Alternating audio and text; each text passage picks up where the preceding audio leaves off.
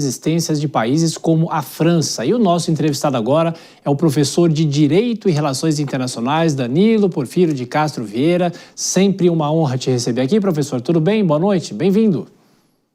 Boa noite, Tiago. Satisfação sempre estar com você, meu amigo. Muito obrigado. Ô, professor, a gente viu a fala do ex-ministro Roberto Rodrigues, né, dizendo que, de uma certa maneira, o tarifaço de Donald Trump apressou um pouco um acordo, ou pelo menos tirou um acordo que hibernava há 26 anos. O senhor concorda com essa leitura? Sim, e ratifico, intensifico o argumento do professor e ex-ministro da Agricultura em relação à situação do apequenamento político, econômico da Europa.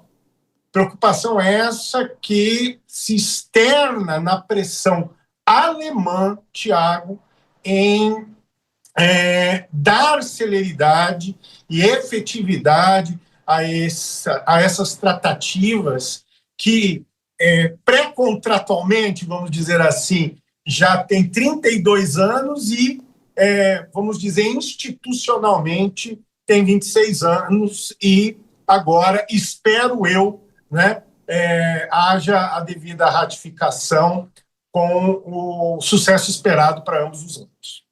Professor, o Fabrício Naitz, que é nosso editor de internacional, está por aqui também, participa dessa conversa. Fabrício. Boa noite, professor. Queria dar uma girada no assunto aqui com o senhor, porque a gente estava falando agora há pouco sobre os protestos no Irã. Você, um grande especialista em Oriente Médio, vai poder ajudar a esclarecer um pouquinho mais o que está acontecendo por lá aqui para a gente. A gente mencionou aqui na entrada anterior que, nesse século principalmente, o regime iraniano conseguiu sempre sufocar manifestações populares dentro do país, se colocar numa posição de força. Esse ainda é o caso nesse momento? Há uma possibilidade de troca de regime real lá no Irã? Fabrício, primeiramente, boa noite para você. Sobre a questão do Irã, só fazer alguns adendos aqui, né? O regime iraniano começa a passar por certas dificuldades internas desde 2009. E, a partir de então, nós vamos ver nuances quanto à estabilidade do regime e a questão das constantes manifestações de resistência. Então, nós vamos ter, por exemplo, as últimas manifestações antes dessas foram a questão de 2 anos atrás. Então, desde o governo Ahmadinejad, nós estamos vendo o quê? Inconstâncias em relação ao regime. O que salva o regime nesse período, entre 2009 até os dias de hoje, foram 2 fenômenos, que foram as questões referentes à guerra do Iraque, que fortalecem o Irã na região, principalmente em função da sua crescente influência entre os xiitas do Iraque, e a própria o quê? E a própria questão da ascensão do ISIS, que faz com que inimigos históricos se tolerem.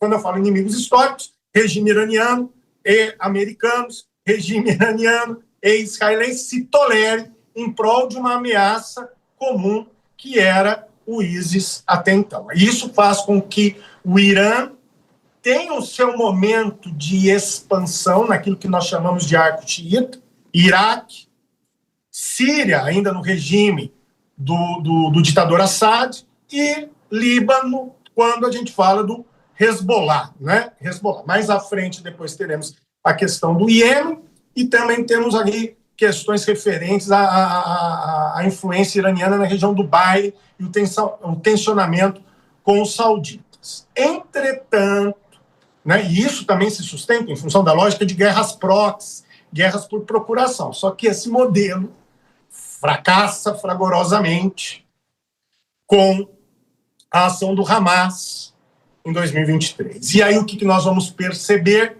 O grande apoiador do Hamas não é páreo para conter, vamos dizer, a contraofensiva, a ação de resposta dos israelenses, e aí vemos não só uma retração quanto às ações regionais do Irã no Oriente Médio, a perda da sua influência no arco xiita, o colapso da sua influência, como também o quê? A mostra que as forças políticas dentro do Irã nem sequer tinham condições de se manter em segurança, quanto mais afiançar a segurança dos seus. Somado à questão do colapso econômico, e aqui nós temos que nos atentar, até então as manifestações eram manifestações vinculadas a jovens, a universitários, agora nós estamos vendo parte da burguesia, da pequena burguesia, que são os comerciantes,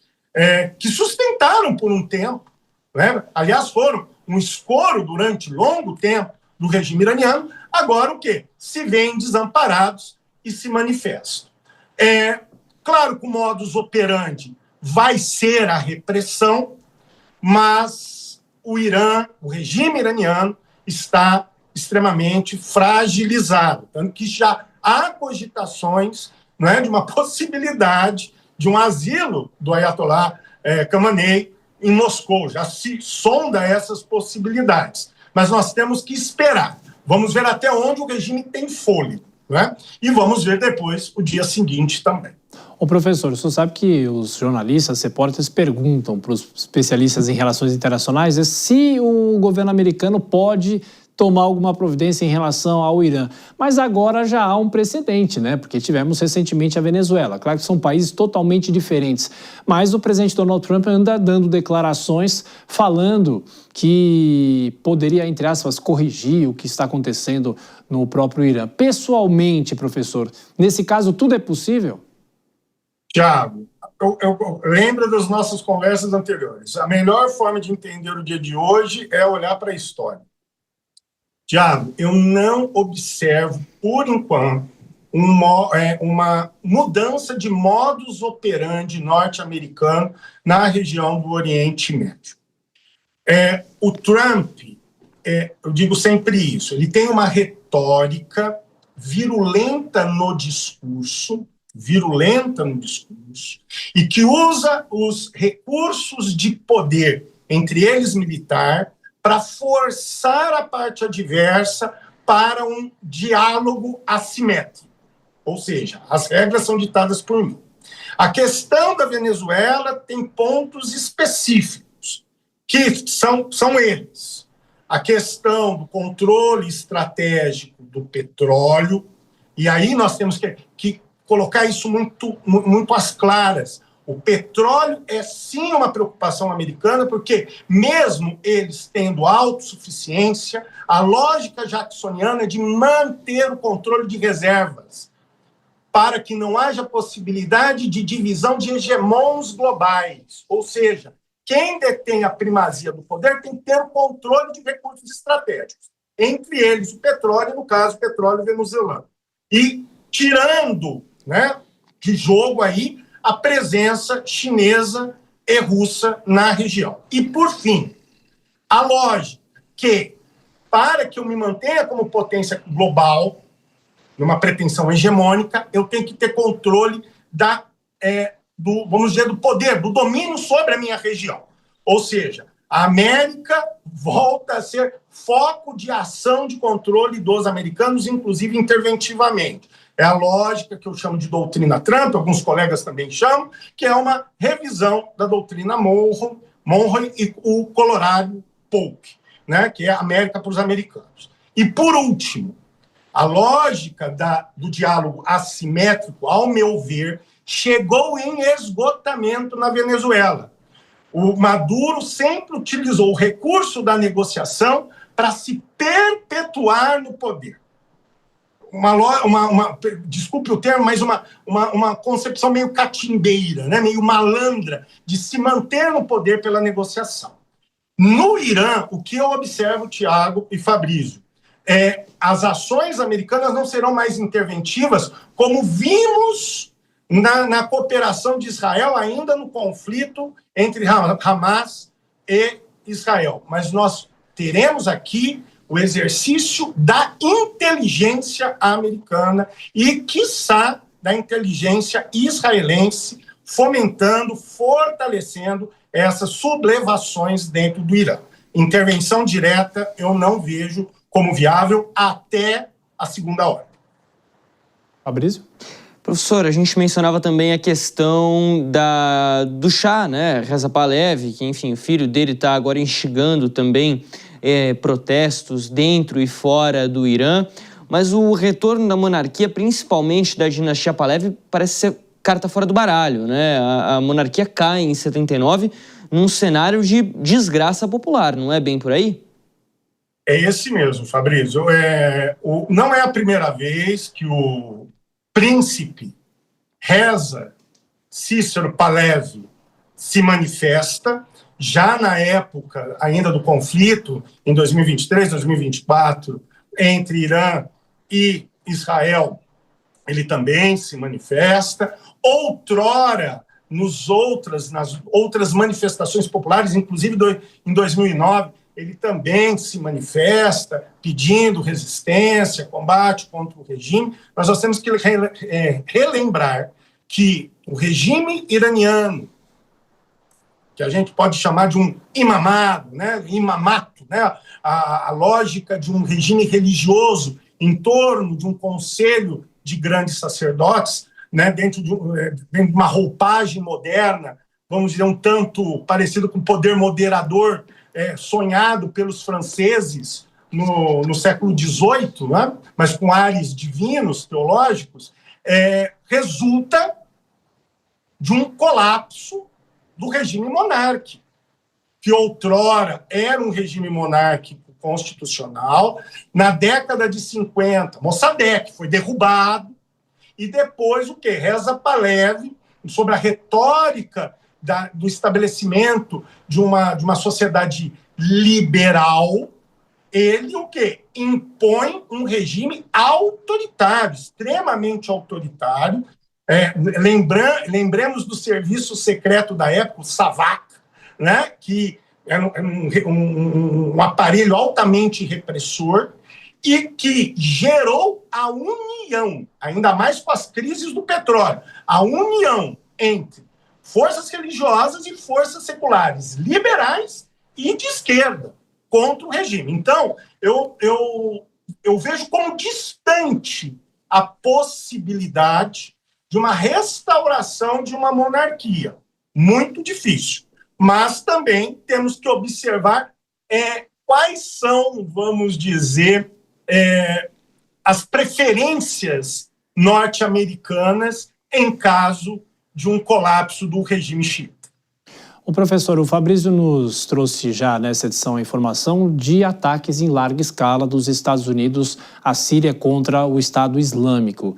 Eu acho que é importante dizer o que estaria por trás dessa ação americana, o que os Estados Unidos buscam com isso. Na verdade, os ataques contra o Estado Islâmico e forças sunitas wahhabitas na Síria têm um objetivo: a manutenção do governo recém-estabelecido na Síria, que está alinhado ao Reino Unido e aos Estados Unidos, e também tem uma relação razoável e velada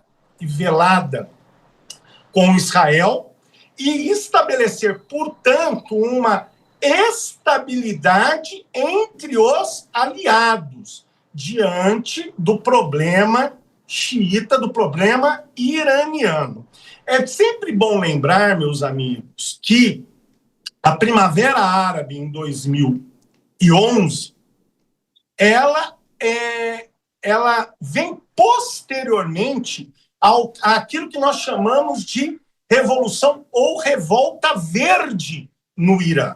Tudo bem que são movimentos de insurgência político-religiosos islâmicos, de um lado xiita e de outro sunita, mas a questão é a manutenção de uma ordem entre os aliados diante, obviamente, de um mal comum que ainda é o Irã. Então eu vejo que essas intervenções americanas servem apenas para manter a estabilidade e a coesão entre os aliados da América contra um mal potencial comum. Esse é o meu ponto. Professor, dá para a gente dizer que lá no final de 2024, a queda do governo de Bashar al-Assad, a chegada de Ahmed al-Shara, acabou sendo o maior golpe geopolítico recente para o Irã? Eu coloco 2 pontos, Fabrício. A queda do regime sírio, que era o grande aliado do Irã, e a grande força proxy, que também era apoiada pela Síria, no Líbano, que é o Hezbollah. O Hezbollah se apagou em termos militares. Agora, o Hezbollah está preocupado, Fabrício, com a sua própria sobrevivência política no Líbano. Então, o que nós vemos? Aquilo que nós estávamos falando anteriormente. A zona de influência iraniana, que era o arco xiita, foi reduzido categoricamente. Não é? Então, hoje, observamos um Irã extremamente mais fraco do que observávamos em tempos posteriores, extremamente vulnerável. Eu brinco sempre. As lideranças, os ayatolás, com toda a permissão da brincadeira, devem estar até hoje com as barbas de molho em relação ao grande equívoco que foi a ação proxy, apoiando o Hamas contra Israel em 2023. Então, sem os aliados, o Irã fica extremamente vulnerável na região. Deixa de ser, inclusive, uma efetiva potência regional. Professor Danilo Porfírio de Castro Vieira, mais uma vez, obrigado por todos os esclarecimentos.